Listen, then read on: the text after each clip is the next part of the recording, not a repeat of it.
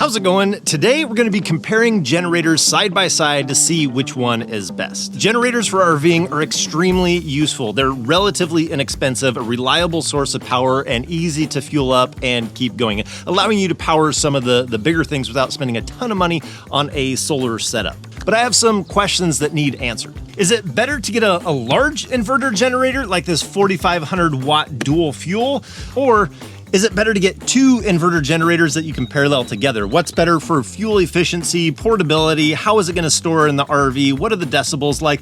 I got a lot of questions that I need answered to see which one is better. I definitely have my preference, but let's get to the bottom of this. I first want to dive in and look at the fuel, see how much they consume, how efficient they are. I chose these generators because they go head to head really well. The Westinghouse is a 4,500 watt dual fuel generator, and the Champions are a 2,500 watt dual fuel generator. And if you look at the running watts on both of them for propane, they're almost identical. You double the Champion and it's exactly what the Westinghouse comes in at. So they're going to be very comparable, kind of apples to apples, to see what I would want to choose. They are dual fuel, but I almost always exclusively use them on propane, and that's going to help with today because you can weigh propane and see how much propane is left in that bottle. So that's exactly what I'm going to do. I'm going to weigh it before I run it for an hour, and then weigh it after, and I'll know exactly how much propane is used. Let's start off with a pair of Champion inverters. So now I ran these generators for exactly an hour and at the 3,000 watt mark. And weighing the propane tank before and weighing it after, the pair of generators used exactly at 2.72 pounds. But I also wanted to see if it was on a lesser setup. So I ran just one single generator at 1,600 watts for exactly an hour, and it used 1.22 pounds of propane. So now let's see how it does on the 4,500 watt dual fuel.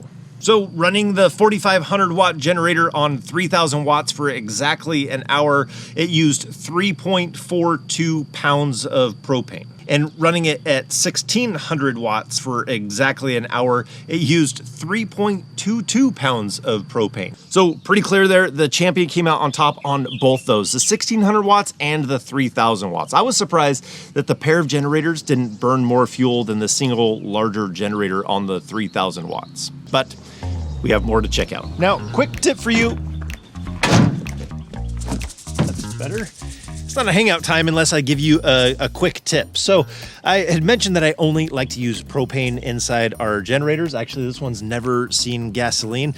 And that's a tip for you. If you do use gasoline inside of your generator, use the ethanol-free gas. It's going to be a little bit more expensive, but that ethanol is really rough on small engines. It gums up easy. It's a little bit more destructive. And so your generator is going to run longer and better and have less maintenance if you run that ethanol-free fuel. I like doing propane because I don't have to worry about how old that fuel is getting, if it's treated, if it's gumming up on the inside.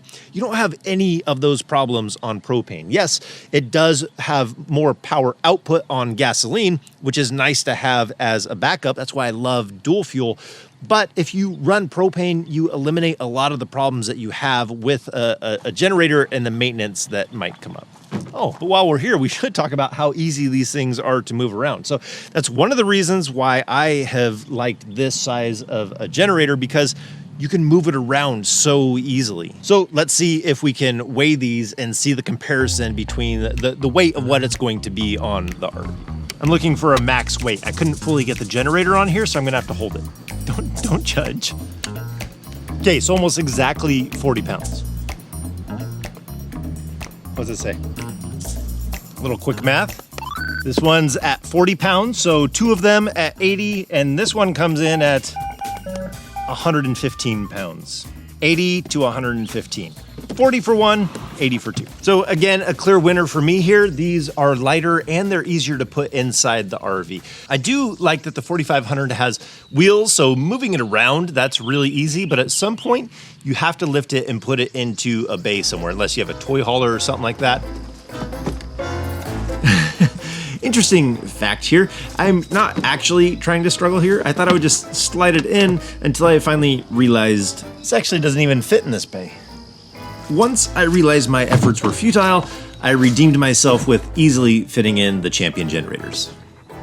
Now, hopefully back to less awkwardness. Now, moving on, cost is a contributing factor. So the 4,500 watt generator comes in at $1,000, and the pair of generators, they come in at $595 each. So that puts it just under $1,200 for the pair of them. And then you add the parallel kit for $60, and it puts it just over $1,200. There's a little bit of a difference in price. Now let's talk about the ease of use of these. Which one is easier to use? And that brings us to this month's sponsor, which is the Camco Taste Pure water filter.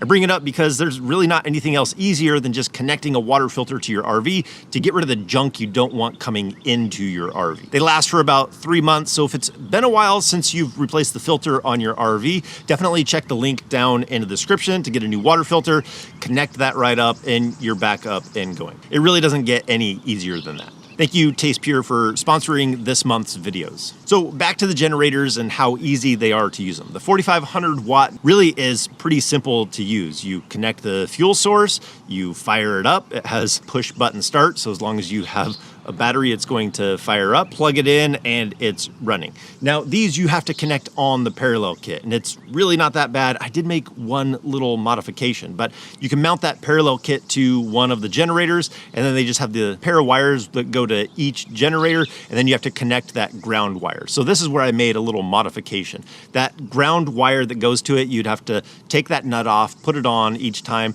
and I just want to make it as quick and as easy as possible, so I put a little connector on there, so I just plug that wire in as well. So it really takes hardly any time at all to get them up and going. Really, on both these, the majority of it's just getting the generator out to use it, and so it's kind of a wash on both ends. Now, here's something we did, kind of a separate topic, but it makes it easier for us to want to get it out. And recently, we made it so that we can run this generator off of the onboard propane on the RV. It's just one less hoop that we have to jump through in order to get the generator up and going. But a big question that a lot of people have with generators is, can it run the AC in my RV? And so we have, on propane, ran our 15,000 BTU AC, and we haven't had a problem. Now, it's right there on that edge, so I know some people haven't been able to, depending on the heat, elevation, different things like that, the condition of your AC unit. It may not work, so that's why you kind of step up to doing 2 if you wanted to run your AC and charge your batteries. But I thought that was important to let people know that we can run our AC, but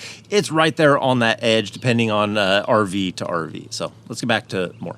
Now, there is a difference on maintenance and sound, but they do both have a lot of the same features. So you can put it on eco mode to try and save fuel if you're not running it at full capacity. It has 12 volt, has a CO shield to make it a little bit safer to be able to use. But as far as sound, I took measurements, and it was really hard to get an apples to apples comparison because of wind, planes flying over, cars going by. But let me give you the kind of the tiers of what was in between them.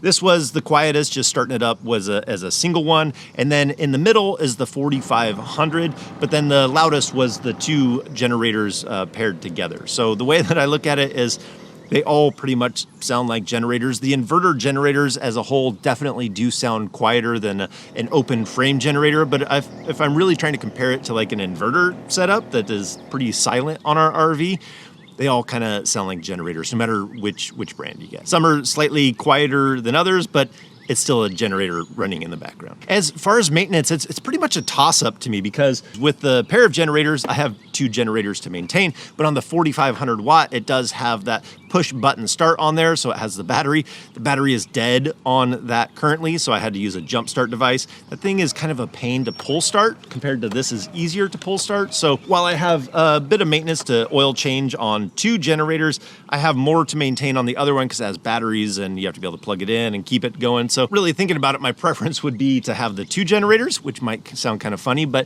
if I'm getting out the oil change stuff anyways, doing 2 really isn't that much more work than doing 1. While I like the push button start, it's a pain when the battery dies and then you don't have that available anymore. So that's where I land on that. Now, one thing I had to use on both of them was the neutral ground bond plug. If you've ever plugged in a generator with a floating neutral into the RV, you'll see that your surge protector will say that it's an open ground or something like that. So usually you get your neutral ground bond when you plug in your RV to shore power. The important thing with that is there can only be one, and it needs to be from the source. And so what we do is we take that neutral ground bond plug, plug it into here, it gives us that bond, it makes the surge protector happy, and then that power can come into the RV. That's the short version of that. But I'm gonna leave a link down in the description, so if you need a neutral ground bond plug, because you've noticed that with your surge protector or EMS device, then you know exactly what you need to get. I'll also put links down in the description to everything that we talked about. The generators will be down in the description, but for me, I think I'm going with the pair of Champion generators just because they save on fuel, they're pretty easy to use, and they store in the RV really well, and they're a little bit lighter. So those are the main component factors that work for us and why that's the choice for us in the RV. So anyways, I hope you guys enjoyed this video. If you wanted to see how I connect this into the onboard propane, I made a video on that because it takes a little bit of work to make that happen. But I think that's gonna do it for today. So I hope this video helped you out in some way. So as always, if we don't see you on the road, hopefully we will see you next video. Take care.